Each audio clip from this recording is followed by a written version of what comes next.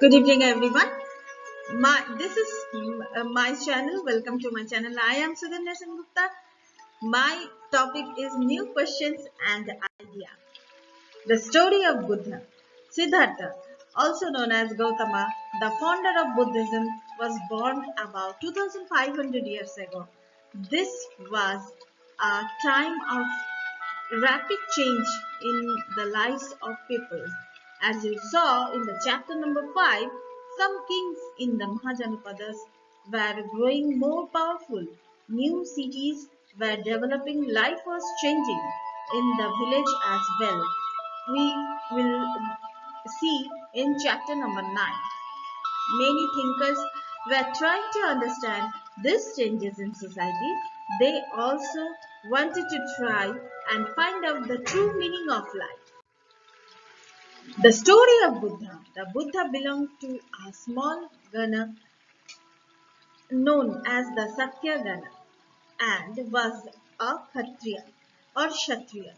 When he was a young man, he left the comfort of his home in search of knowledge. He wandered for several years, meeting and holding discussions with other thinkers.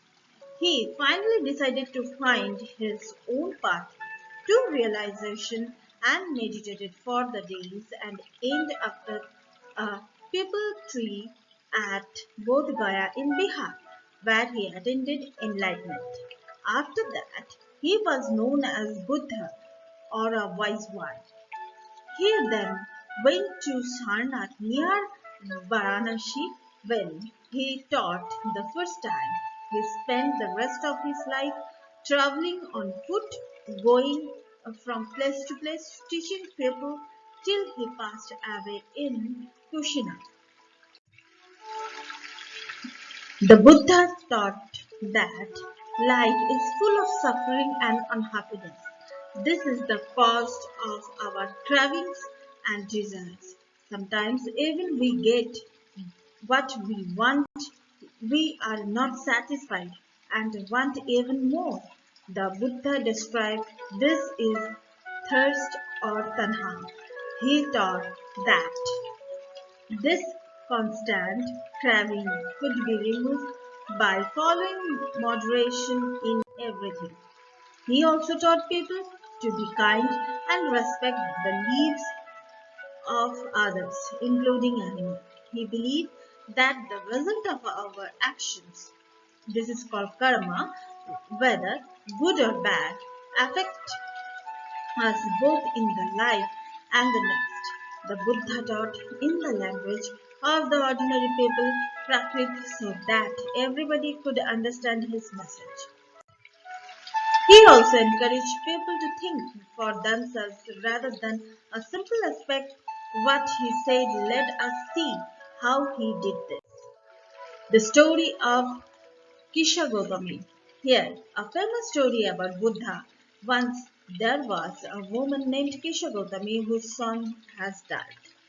She was so sad that she roamed through the streets of the cities crying with the child, asking for help to bring him back to life. A kind man took her to the Buddha. Buddha said, "Bring me a handful of mustard seed, and I will bring you your child back to life." Kisha Gautami was overjoyed and started off at once, but Buddha gently stopped her and added, "The seeds must come from the house of the family where nobody has died."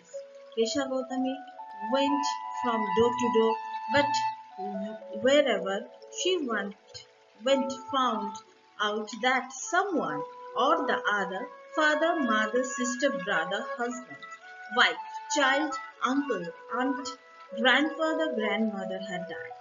Now, from this story, we learn about that birth and death both are eternal truth. It will happen. It will definitely happen. This is the moral of the story. Sixth school of Indian philosophy.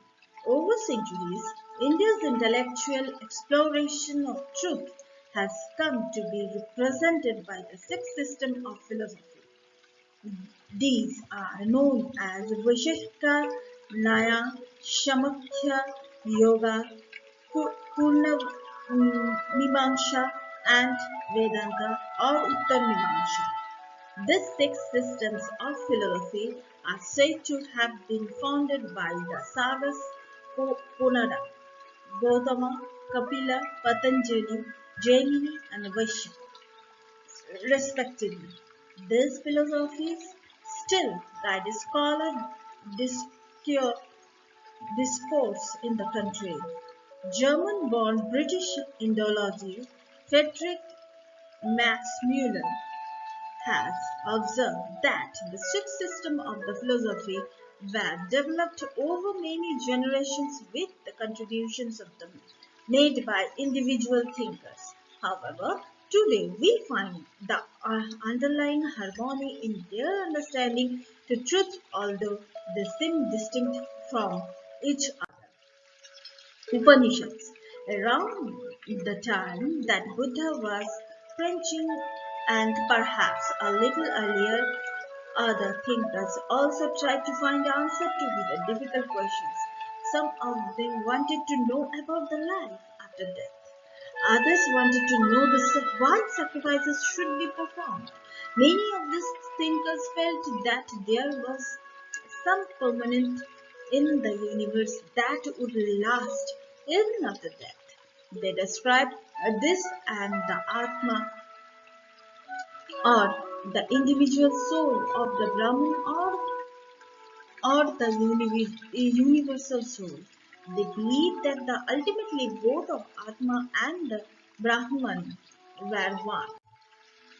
Most Upanishadic thinkers were men, especially Brahmins and Rajas. Occasionally there were mentioned two women thinkers such as Gandhi, who was famous for her learning and participated in debates held in the royal courts. Poor people rarely took part of this discussion. One famous expectation was the Satyakama Jalava, who was named after his mother, the slave woman Jabala.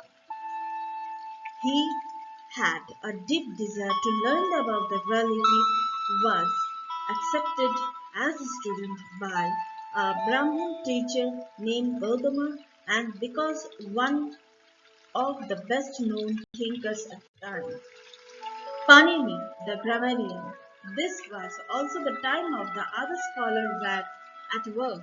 One of the most famous was Panini, who prepared added grammar for Sanskrit. He arranged the vowel and the consonant in the spatial order and then used these creative formulae like those are found in algebra. He used this to write down the rules of the language for the short formula, around 3000 of them. So, thank you for all. Please keep watching and please subscribe my channel. Until then, good night.